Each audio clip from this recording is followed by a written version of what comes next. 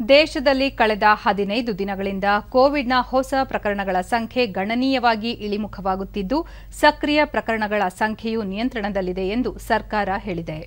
ದೆಹಲಿಯಲ್ಲಿಂದು ಆರೋಗ್ಯ ಸಚಿವಾಲಯದ ವಕ್ತಾರ ಲವ್ ಅಗರ್ವಾಲ್, ದೇಶದಲ್ಲಿ ಕೋವಿಡ್ ಪರೀಕ್ಷೆಗಳ ಹೆಚ್ಚಳದಿಂದ ಚೇತರಿಕೆ ಪ್ರಮಾಣ ಏರಿಕೆಯಾಗುತ್ತಿದೆ.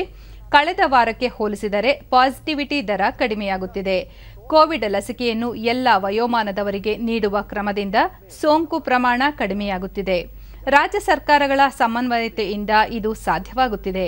ಕೋವಿಡ್ ಮಾರ್ಗಸೂಚಿಗಳು ಮತ್ತು ನಿಯಮಗಳನ್ನು ಇದೇ ರೀತಿ ಪಾಲಿಸಿದರೆ ಸೋಂಕನ್ನು ನಿಯಂತ್ರಿಸಬಹುದಾಗಿದೆ ಎಂದರು.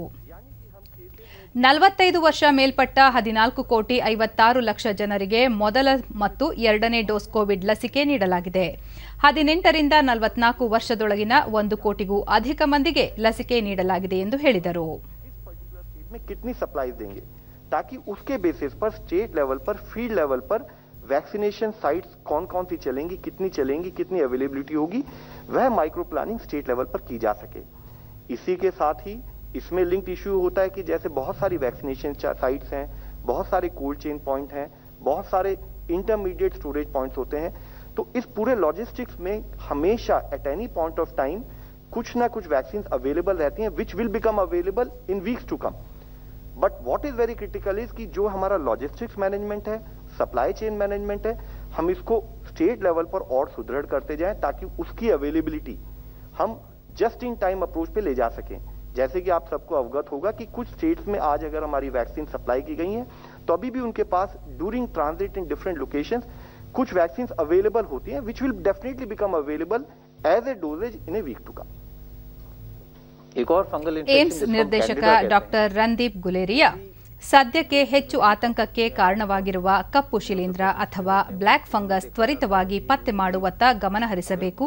ಈ ರೋಗ ಸ್ಟೆರಾಯ್ಡ್ ಹೆಚ್ಚು ಬಳಕೆ ಮಾಡುವವರಲ್ಲಿ ಮತ್ತು ಮಧುಮೇಹಿ ಸಮಸ್ಯೆ ಇರುವವರಲ್ಲಿ ಹೆಚ್ಚಾಗಿ ಕಂಡುಬರುತ್ತಿದೆ. ರೋಗ ಲಕ್ಷಣ ಇರುವವರು ವೈದ್ಯರನ್ನು ಸಂಪರ್ಕಿಸಿ ತಕ್ಷಣವೇ ಚಿಕಿತ್ಸೆ ಪಡೆಯಬೇಕು ಎಂದು ಸಲಹೆ ನೀಡಿದ್ದಾರೆ. ರೋಗ ನಿರೋಧಕ ಶಕ್ತಿ ಕಡಿಮೆ ಇರುವವರಲ್ಲಿ ಮ್ಯೂಕೋಮೈಕೋಸಿಸ್ ಕ್ಯಾಂಡಿಡಾ ಮತ್ತು ಆಸ್ಪೆರೋಜೆನೋಸಿಸ್ ಸೋಂಕು ಕಂಡುಬರುತ್ತಿದೆ. ಸೈನಸ್, ಮೂಗು, ಮೂಳೆ, ಕಣ್ಣುಗಳ ಸುತ್ತ ಶಿಲೀಂಧ್ರ ಕಂಡುಬರಲಿದೆ. ಇದು ಮೆದುಳಿಗೂ ಪ್ರವೇಶಿಸುವ ಅಪಾಯವಿದೆ.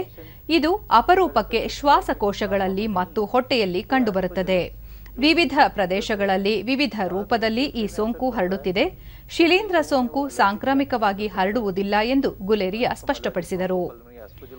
ಕೋವಿಡ್ನಿಂದ ಗುಣಮುಖರಾದ ನಂತರ 4 ರಿಂದ 12 ವಾರಗಳಲ್ಲಿ ಶಿಲೀಂಧ್ರ ರೋಗ ಲಕ್ಷಣಗಳು ಕಂಡುಬಂದರೆ ಇದನ್ನು ಕೋವಿಡ್ ನಂತರದ ಗಂಭೀರ ಕೋವಿಡ್ ರೋಗ ಎಂದು ಪರಿಗಣಿಸಲಾಗುತ್ತದೆ ಎಂದು ಅವರು ಮಾಹಿತಿ ನೀಡಿದ್ದಾರೆ.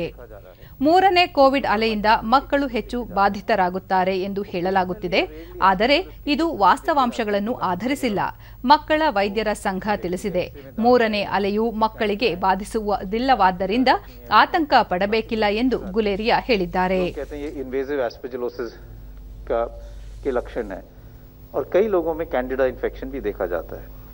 और जो फंगल इन्फेक्शन है, जैसे मैंने बात किया क्रिप्टोकोकस की, HIV पेशेंट्स में वो ज़्यादा देखा जाता है. अभी इस दौरान इतना ज़्यादा उसके केसेस नहीं है.